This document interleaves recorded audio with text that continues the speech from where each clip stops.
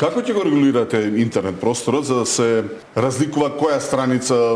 или разни акаунти на социјалните мрежи, нели, и други места се сериозни места за информирање или тоа им е хоби и забава без сериозна намера за информирање, па дури дезинформирање и пласирање лажни вести? Па ќе се обидеме со законот, измените на законот за медиуми, кои што се сега во владина процедура, во скоро ќе идат во собрание, да го подкрепиме нивото на професионалност на онлайн медиумите, со што медиуми кои што имаат импресум, објавен уредник, најмалку тројца вработени и се регистрираат во регистарот кој што ќе го води АВМУ, ќе можат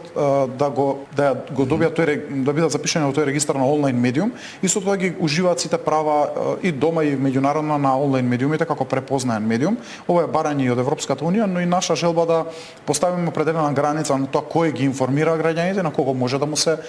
верува, а кои се оние кои што тоа го прават, да речеме, аматерски или пак го прават со зла намера, сакаат да ги злоупотребат граѓаните или да пласираат дезинформации. Во сегашната економска ситуација би рекол, нема млади, нема интерес, нема работна сила, мислите дека тие портали дека ќе можат да најдат тројца кои што ќе може да ги вработат за средствата за кои што би може да се договорат за да ги исполнат оваа ваша законска обврска? Важно прашање.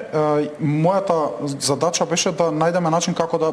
притиснеме кон професионализација на медиумите, но ова го правиме не по секоја цена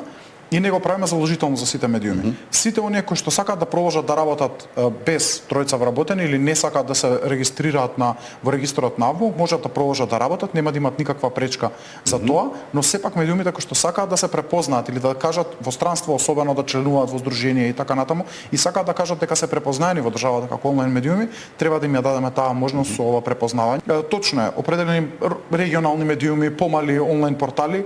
можеби нема можат да стасат бројката од тројца вработени, тоа е препознатливо, но во моментот државата не нуди никакви погодности на оние кои што ќе се регистрираат во регистарот, туку едноставно ги препознава дека тоа се кредибилни професионални онлайн медиуми.